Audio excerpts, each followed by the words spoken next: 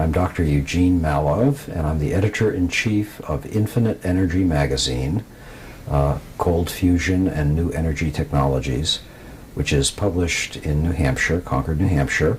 My background is that of an engineer with 2 degrees in aeronautical and astronautical engineering from MIT, and a science doctorate in environmental health sciences, air pollution control engineering, and aerosol physics from Harvard University School of Public Health. And after spending many years in the field of aerospace engineering and consulting, I began to write more about science and technology, and I found myself back at my alma mater, MIT, in 1987 as the chief science writer at the MIT News Office, covering many areas of science, promoting MIT research to the world, and also interfacing with the media, external media to MIT, to tell all the great things that were happening, of which I was very proud at MIT. And of course, that put me at the crossroads of many interesting things in biology and physics and engineering and industrial production and what have you. Then, of course, what happened was that on March 23rd, 1989, something caught us all by surprise. In the afternoon, there was an announcement by Drs. Martin Fleischmann and Stanley Pons at the University of Utah, stating that they had performed what appeared to be some type of nuclear process in a small vessel, jar, test tube, as it were, of heavy water with palladium. More heat was coming out, they said, than could possibly be accounted for by the electricity going in and any known chemical reactions. This became a very controversial subject called cold fusion. And could you explain how that is different from hot fusion? Hot fusion is the process by which stars make energy. Hydrogen nuclei fuse together, that is, they get close enough together in these multi-million degree temperatures within the core of stars, such as our sun, and they produce new elements such as helium. That's the simple version of what hot fusion is. There are many forms of that in other stars and in other processes. And it is also the form of energy used in the thermonuclear or hydrogen bomb, okay, where light elements, the nuclei of light elements, fuse together. That is, they get close enough together and become other elements, such as helium, and will release tremendous energy. Witness the fact that a small bomb the size of a man could blow up the city of New York and destroy essentially everything. So is cold fusion dangerous? Cold fusion appears not to be dangerous at all. There's no evidence whatsoever that anything beyond normal conventional explosions relating to excess pressure and heat, which would be in even conventional fuels, exists. There's no sort of runaway nuclear reaction that is possible. Cold fusion does not produce, in its ideal form, which is essentially what would be in commercial units that we know are going to be produced soon. These units will have no radiation.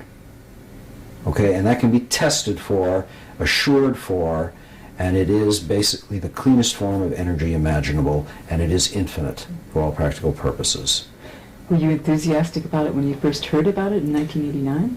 When I first heard about cold fusion from the Pons and Fleischmann announcement, I did not believe it. I was skeptical. In fact, I thought the science journalists had made a mistake in what they were saying Pons and Fleischmann had said. I thought, this is completely crazy. How could they be saying that they're doing nuclear reactions in a jar of water? I thought there was a mistake by the journalists. Then I heard Pons and Fleischmann on the TV, the McNeil-Lehrer Hour and so forth that very day, and sure enough, they were claiming nuclear reactions in a jar of water. That got very exciting, but I still, at that point I thought, well, they're could be a mistake here. There's something not quite right about this, because we know why that can't happen generally. At room temperature, it's very hard to get the nuclei of atoms together. There's high positive charge. They don't want to go together under any circumstances. And the idea that they were easily doing it in a simple jar of water was, to say the least, hard to believe. But I kept my mind open, and I saw how the story proceeded from there. What changed your mind about it? Well, as a writer, I was fascinated by the story. I certainly hoped, with most open-minded people, as I was, that it was real, that because this would be an energy source. Everyone agreed who heard about this story, including even the enemies who rapidly became enemies from hot fusion. They were almost enemies from day one, or hour one. Everyone agreed with a logical assessment that if Pons and Fleischmann were correct, that meant that we had a fantastic new energy source from water, because that's in fact what the controlled hot fusion program, for which the United States government has spent way over $10 billion, probably $20 billion or more to this date, that's what they were trying to do, but with very large magnetic machines that created these multi-million degree temperatures in the center and contained the hot plasma in magnetic fields, or with giant lasers in little tiny pellets. They had never achieved more energy out, that is, the hot fusion program had never achieved more energy out than input by electricity, fantastic amounts of electricity for very brief moments, seconds of experiments. And here two chemists were coming along telling them, oh, by the way, we found a perfectly good way of doing this. We only spent $100,000 of our own money, and we can do it in a jar, and we think it can be scaled up. That was extremely threatening to the hot fusion people. However, I pursued the evidence for that, and I began to see the positive and negative reports coming in. It was a roller coaster ride, very definitely, particularly through the first year, through the first annual conference on cold fusion in 1990. Of course, the opponents of this subject, some of my former best friends at MIT in hot fusion, they knew it was nonsense really from day one, and they proceeded accordingly. They went through what I would consider pro forma experiments, came up with bogus straw men arguments against it, did politicking and story planting in the press, and I eventually realized that there was a rotten game going on. Could you give a bit more about the motivation of why someone would want to be destructive of good news? Well, they were very fearful. First of all, the hot fusion people didn't believe this at all. There was no suggestion on my part that they realized that it was real and then tried to suppress it. That is absolutely not what we're talking about. We're talking about people who did not believe it at all for certain fixed scientific reasons in their own mind of it can't happen, and if it does happen, they said, if we grant the miracle that the fusion could occur, then we have to believe that there would be massive radiation that would kill Pons and Fleischmann, and since obviously Pons and Fleischmann were alive and well, therefore there was a giant mistake. So they set up a paradigm, straw man, and then eliminated it by press accounts. First was the first assault was by planting negative stories in the press, and people at MIT, I regret to say, in hot fusion were the first people to promote the idea that this was fraud. How did you have a front row seat in this? Well, my job was to tell journalists who were calling in madly into the MIT news office who to talk to at MIT, who to talk to about their opinion of this, and how were the experiments going at MIT, paid for by the Department of Energy, to either reject or accept this conclusion of Pons and Fleischmann. That rapidly became critical because it was a huge news story on May 8th of 1989. It was the cover story of Time, Newsweek, and Businessweek. So there was a compulsion by the Secretary of Energy in the new Bush administration to get to the bottom of this.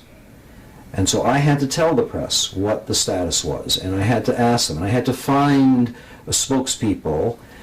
There became, I must say, one very positive person toward cold fusion very quickly at MIT, whose name was Professor Peter Hagelstein in electrical engineering, and then also Professor Keith Johnson with in another department, materials science. Both of these people almost simultaneously published, that is, publicly began to talk about their theories of how this was working. What happened to them?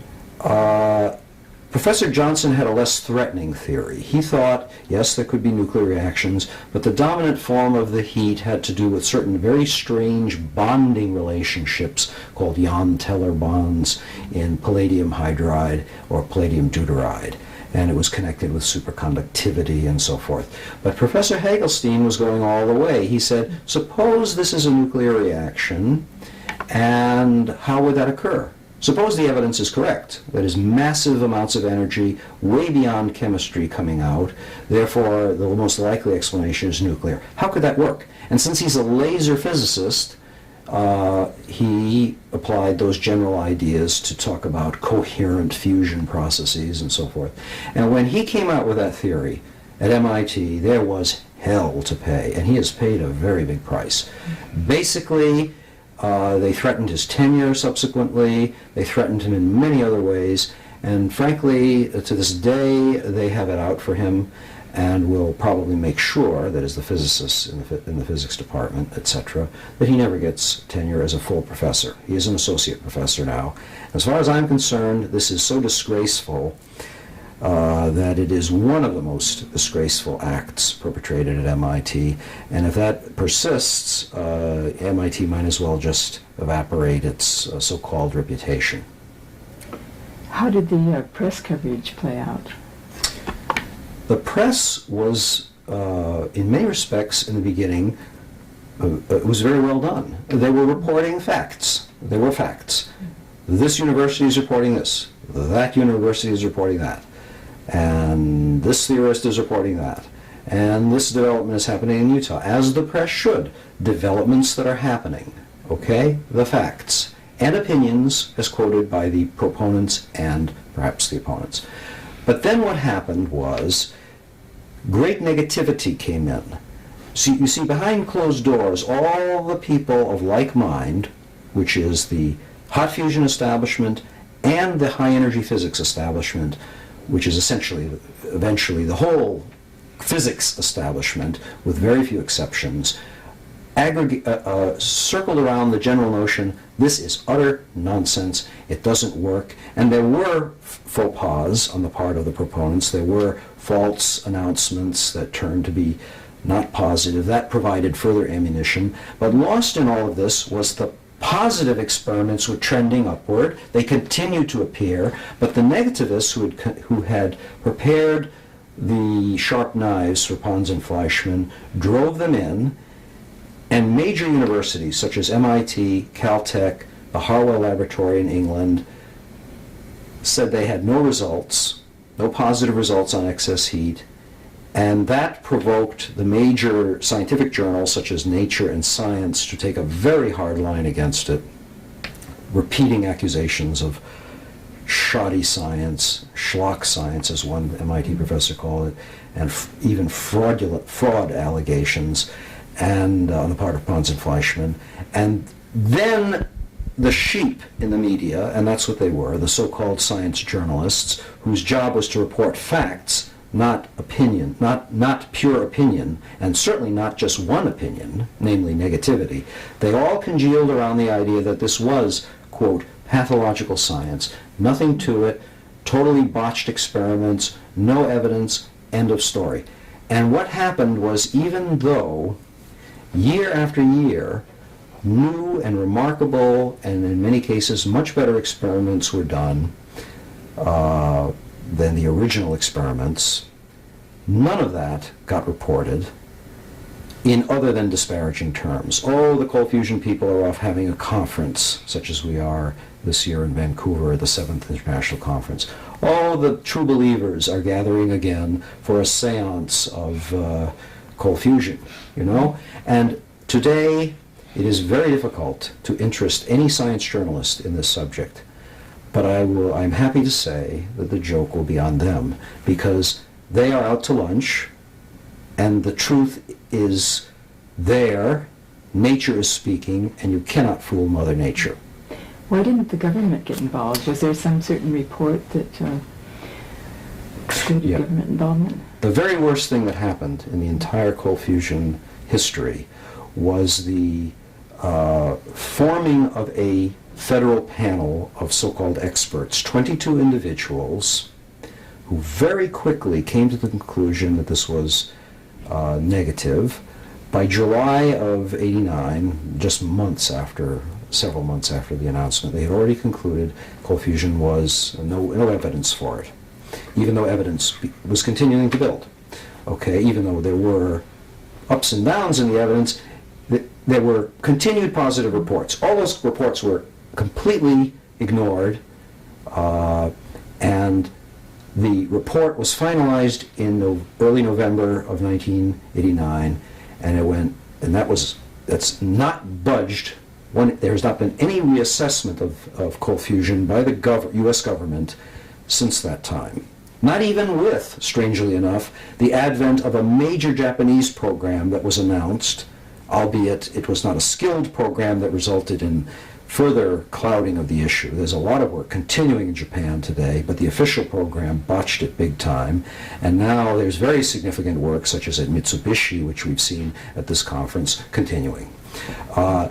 The shocking thing about that federal report was this: the chief driver of the committee, Professor Huizenga from University of Rochester, was originally asked to be the chairman, and he reluctantly agreed after some weeks of hesitation, because he told them it's utter nonsense, and he's written that in his book, by the way. It's utter nonsense, don't even have a panel.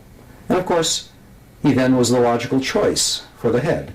Another one from Hot Fusion, who was the top energy advisor to the Secretary of Energy, whose name was Professor William Happer of Princeton University. He is quoted in one of the negative books as stating at that time, in 1989, that just by looking at Pons and Fleischmann on television, you could tell they were incompetent boobs. So we have at least 2 out of the 22 that were totally negative, and there are others within that clique who were almost as bad, but not as well documented as those 2. And then we had the co-chairman of the panel, who was a good man, and he had won the Nobel Prize that year, Norman Ramsey of Harvard University, a physicist.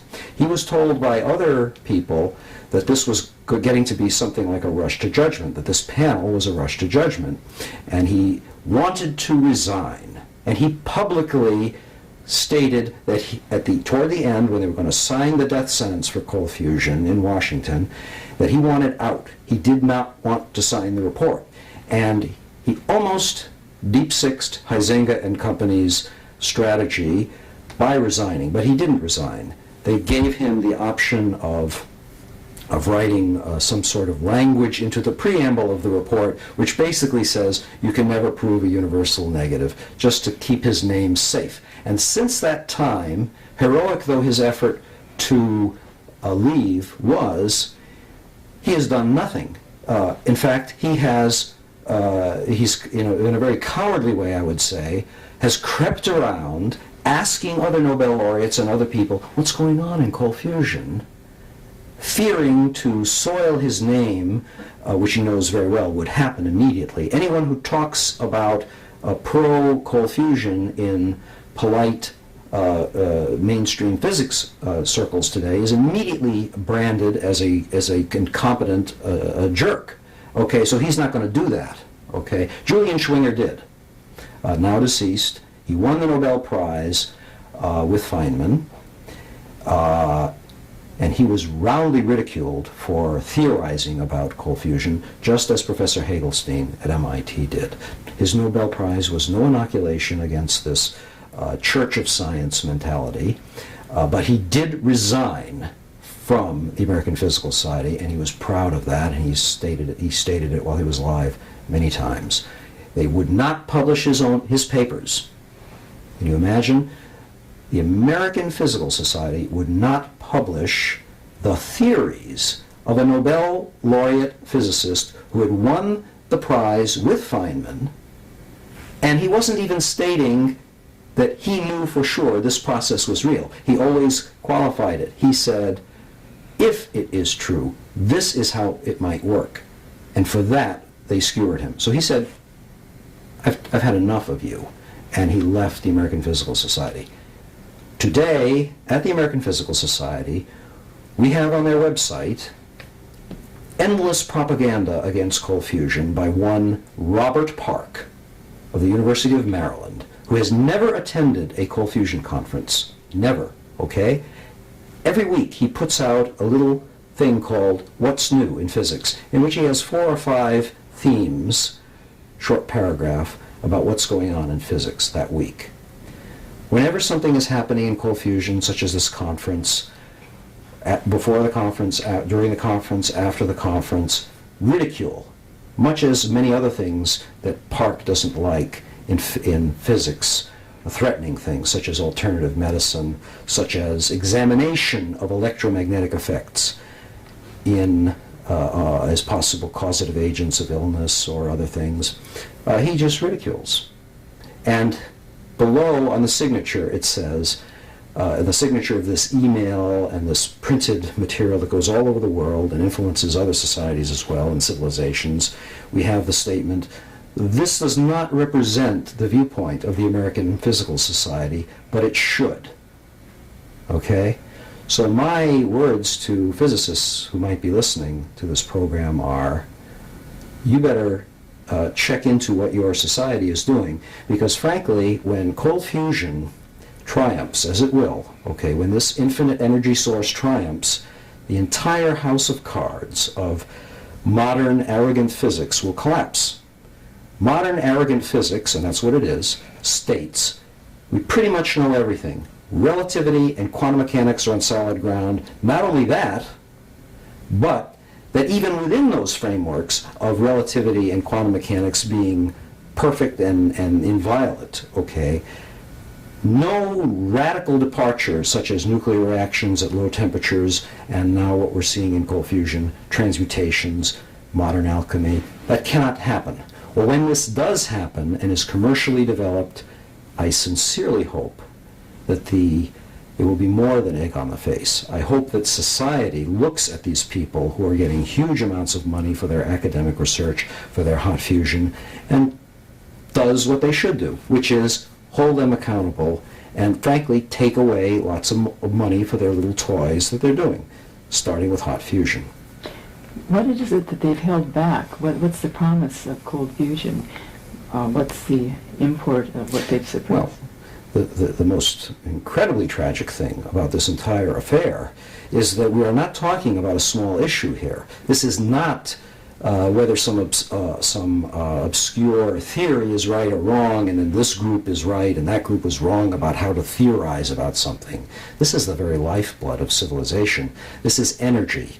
Thousands of children die every week or every day because they do not have clean water. And these small compact energy sources, just as an example, could save their lives, okay? And we do not have that now. If the government had done the right thing and had at least been neutral about this, and had, instead of MIT hot fusioneers and propagandists, if they had not insisted on killing it to save their own funding, and they make large salaries. One in particular, there, the head of the hot fusion lab at the time, he now makes $500,000 a year, his house allowance plus his very high salary.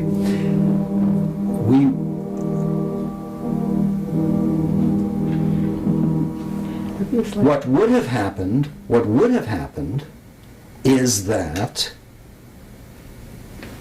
science would have proceeded in a reasonable way. We would have gotten to the bottom of it, perhaps within 1 or 2 years, government panel with an appropriate person, such as if Huizenga had not been aboard and it had been Ramsey instead, or perhaps Julian Schwinger, then elected to be because he was so interesting, in conjunction with someone else, maybe they would have concluded, this evidence is building up more and more positively, and now we have to take it seriously. Maybe we ought to start tailing off the hot fusion program, putting some more money into this, and certainly with that sort of atmosphere, Nature magazine and Science magazine and the general media would not have been able to do what they did. They felt they had coverage because the la-di-da places, MIT, Caltech, and Harwell, said it was nonsense. Their experiments were negative.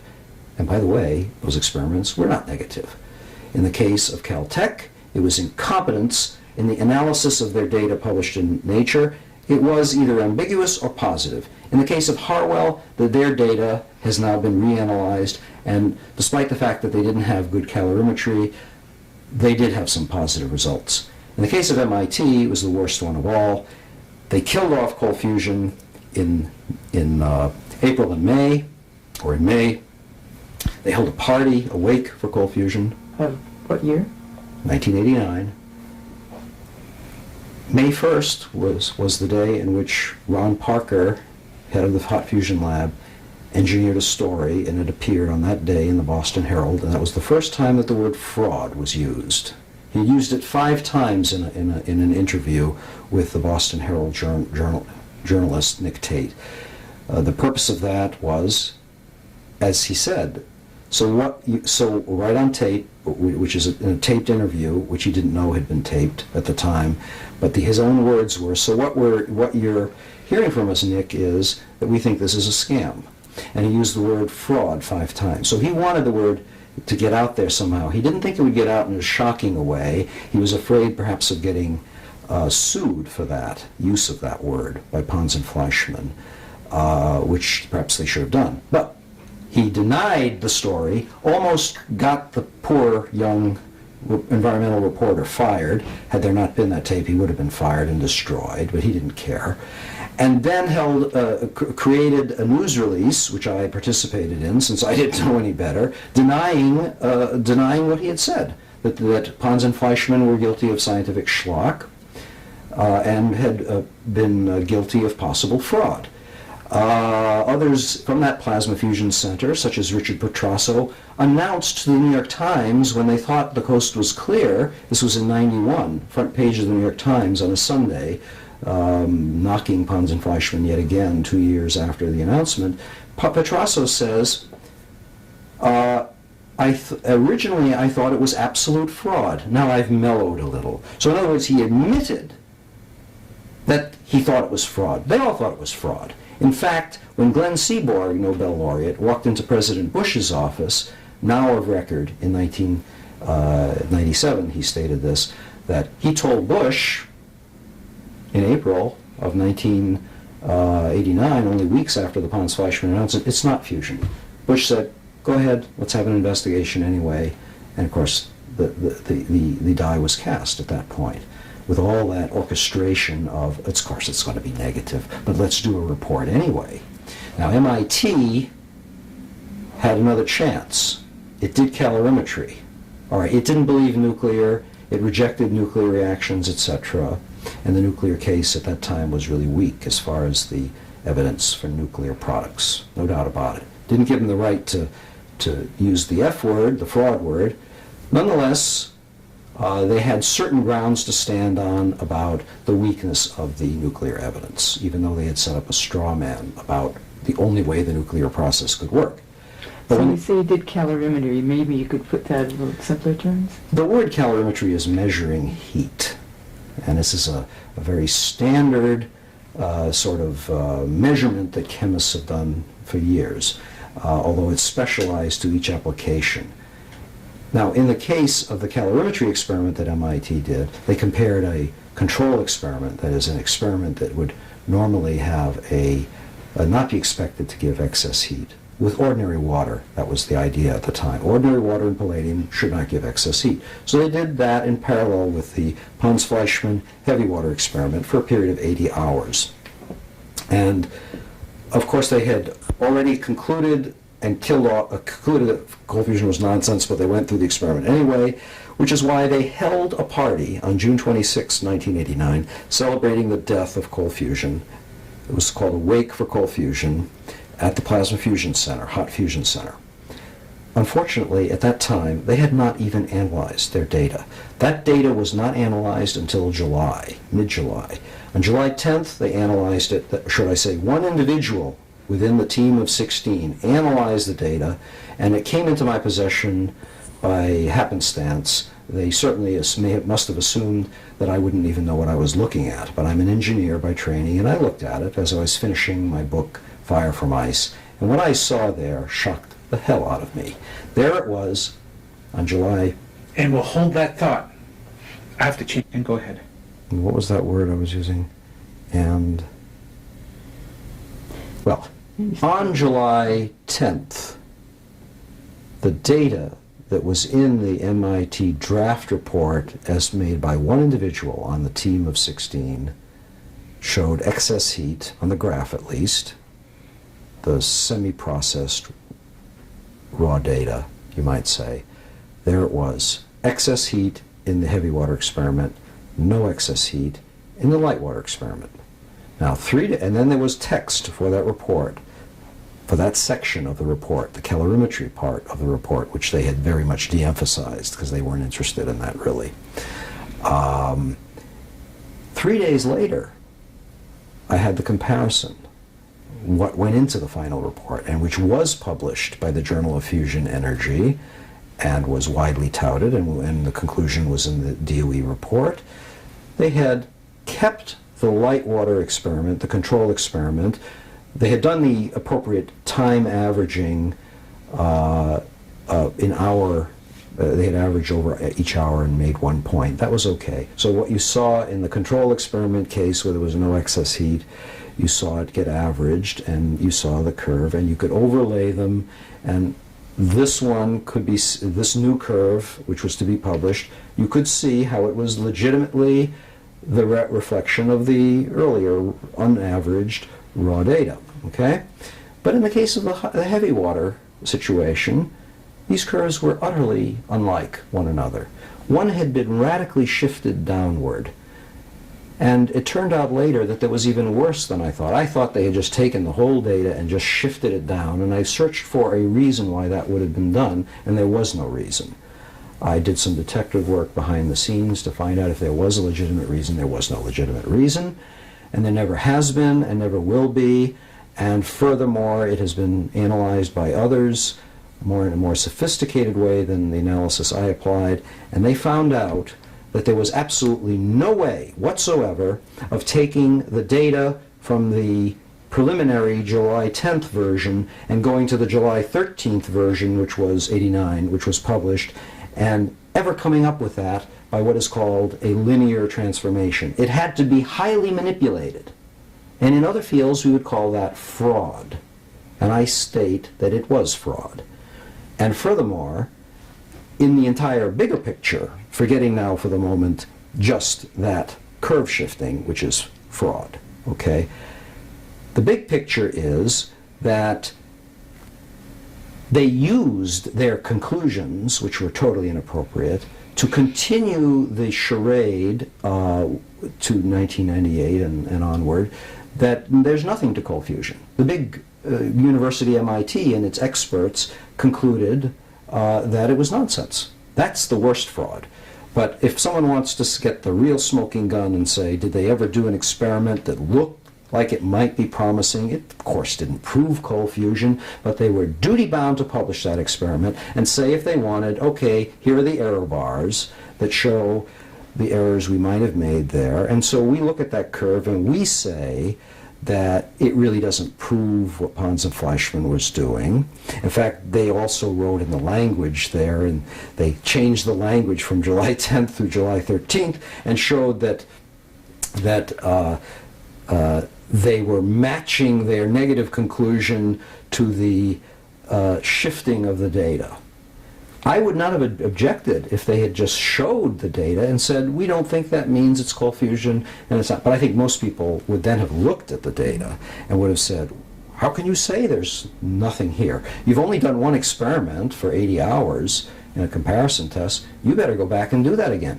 The lower echelon fellow at MIT, under no circumstances, would have presented to his boss, Ronald Parker, the shocking news that MIT was going to be forced to present a nominally positive result. He just couldn't do it. He couldn't bring himself to do it. He didn't have the integrity to do it. Had he the integrity to do it, the whole story would have been different. And was this doctored report used continually? Was it cited to keep from, say, getting patents? This report was cited many times, not only by the press, but by all the mythologists of cold fusion, all the negative books that were written. Oh, MIT didn't get any heat. Pons and Fleischmann were incompetent and they made mistakes. MIT, Caltech, Harwell showed that there was no excess heat. Yes, it was. And it was used by the patent office to prevent numerous patents in cold fusion from getting through. Most have never gotten through, and the Pons and Fleischmann patent has, for all practical purposes, been killed by the United States Patent Office as of 1998. Is that changing? Are there patents in the field now? There are patents only because they went through a different part of the patent office, one unconnected with certain individuals there who have been rabidly anti-cold fusion, who have acted unethically and, in my opinion, illegally. And I hope that someday, when all of this is investigated for what it is, which is heavy Watergate, as I like to call it, there will be a hell to pay on the part of some of these renegades, and they will suffer the consequences. But frankly, the worst consequence for them, if they look themselves in the mirror, once all this technology is out and we're running non-fossil fuel sources, non-conventional fission sources, they will have to look themselves in the face in the mirror and say, look what I did. I delayed a technology for many years. And that's why I think this is a very serious matter. This is not a game. This is not an academic exercise. This is life and death. And this is, above all, for the world, hope that was killed, or temporarily killed, in 1989. All right? The world needs a large dose of hope for many reasons. You know, there's a lot of concern about the environment. And to have participated in a conspiracy, a public conspiracy, not a smoke-filled room conspiracy, a publicly acknowledged conspiracy almost, out in the open kind of conspiracy to kill an idea, and not an idea, but a real technology, as we now see, as commercial developments are occurring, is a disgraceful thing. Millions of people, in effect, have needlessly died. We will never get back the 9 years or so, or however you want to rate it, when it should have been taken seriously. All that time is gone and will never come back again.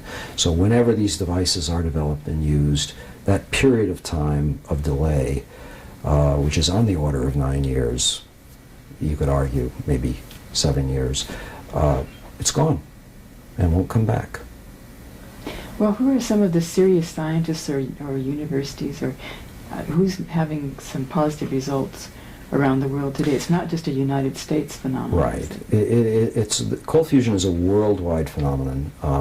Cold fusion and new energy in general, but focusing on cold fusion, which is a broader term now than the original Pons and Fleischmann experiment. It denotes that an energy source with possible or likely nuclear origin coming when you have hydrogen in contact with metals or ceramics or other materials. That's what cold fusion is. And there are now probably over a dozen different approaches. It's hard to count them all.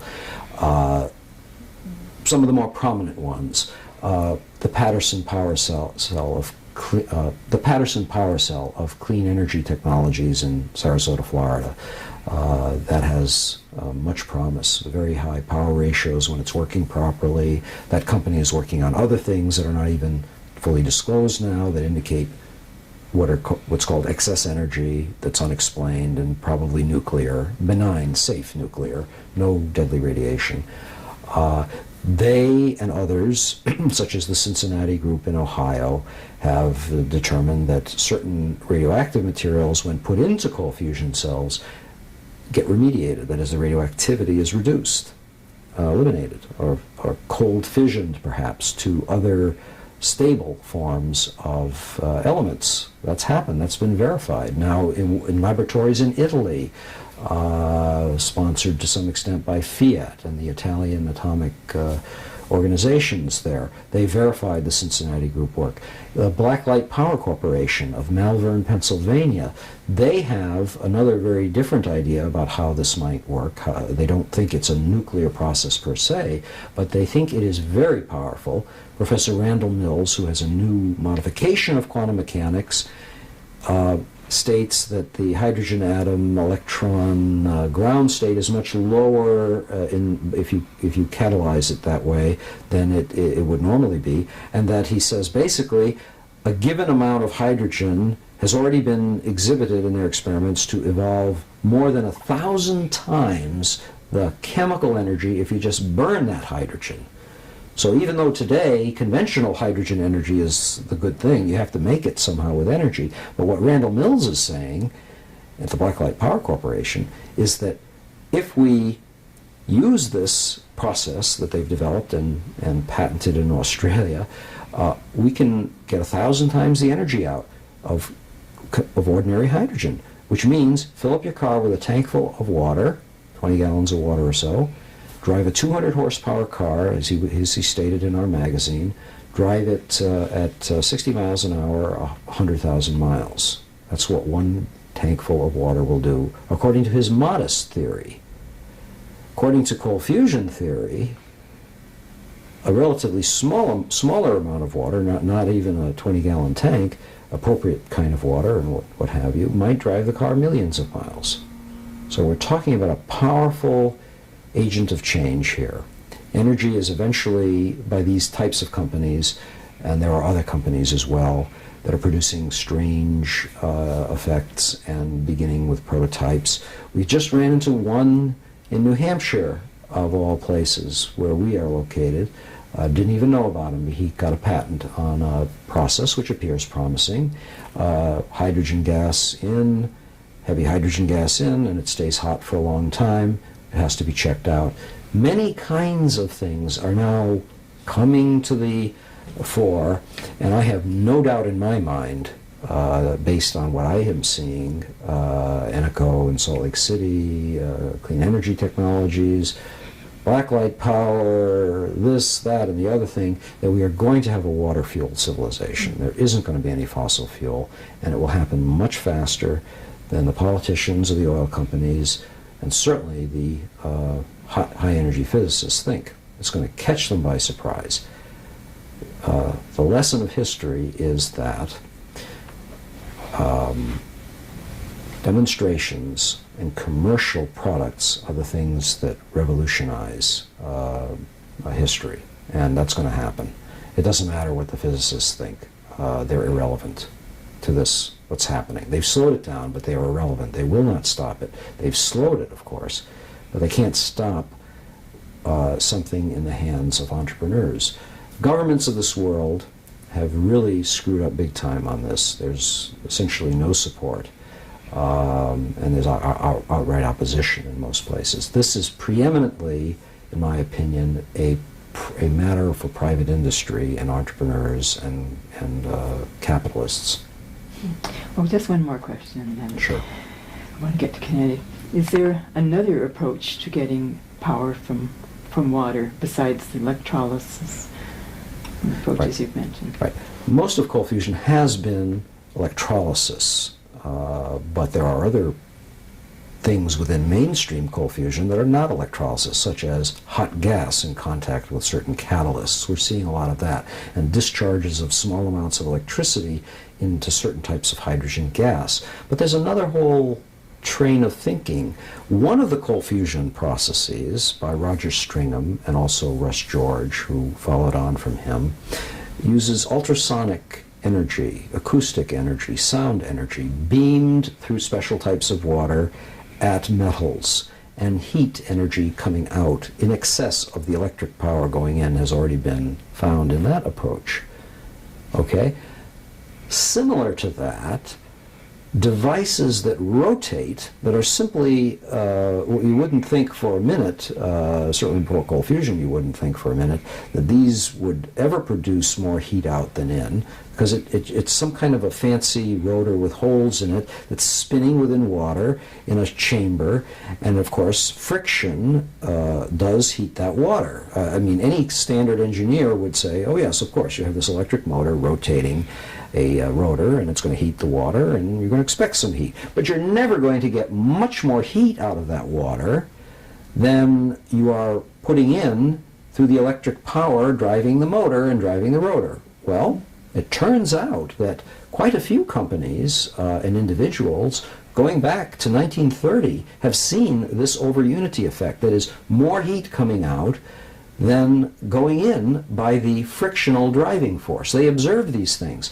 And the most spectacular one of these today appears to be, at least on the preliminary testing that we have done on site, is the Kinetic Systems Incorporated thermal kinetic furnace, as they call it, which is patented, 4 United States patents. Eugene Perkins and Ralph Pope are the inventors. And for the last 20 years, they have been showing group after group after group, including General Electric and Reliance Electric and standard heating and ventilation people, and they all measure this simple device, which is electric power going in, and it's very hard to mistake that, simple measurement, and heated air coming out that's passing over this entire device, taking out heat, and it has a certain mass coming through this exit duct and a certain temperature characteristic, and you can see very easily that there is much more heat coming out than going in, than the electric energy going in.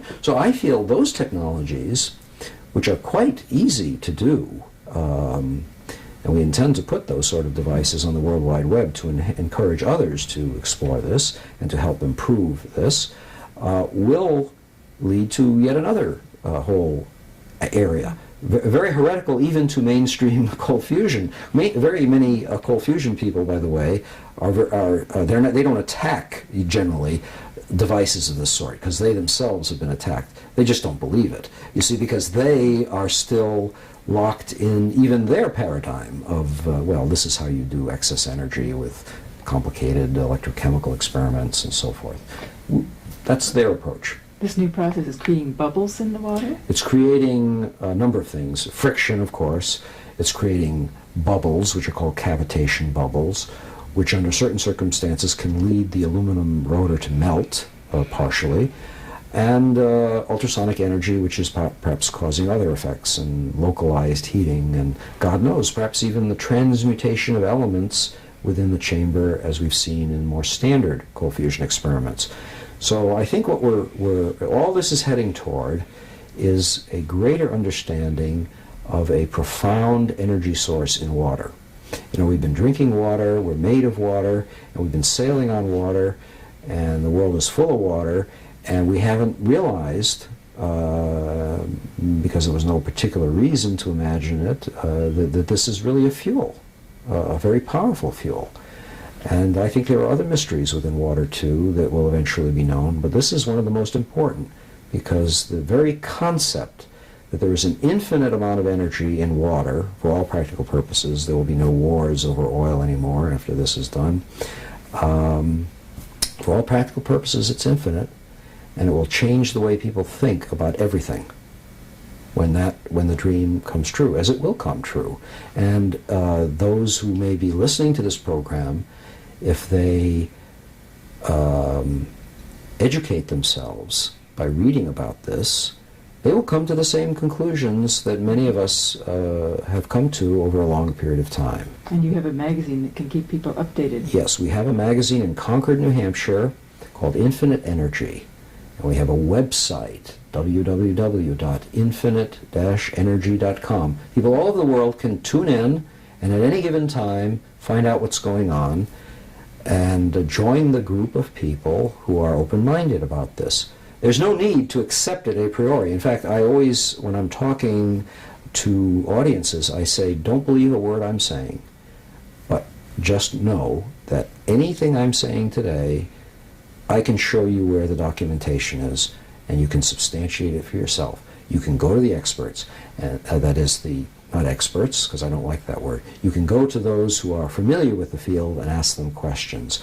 If you go to those who have never gone to cold fusion conferences, who have done no experiments, or who did the hit-and-run job for the sake of preserving hot fusion, obviously you're going to get a negative opinion. And but that negative opinion is going to be going away very soon.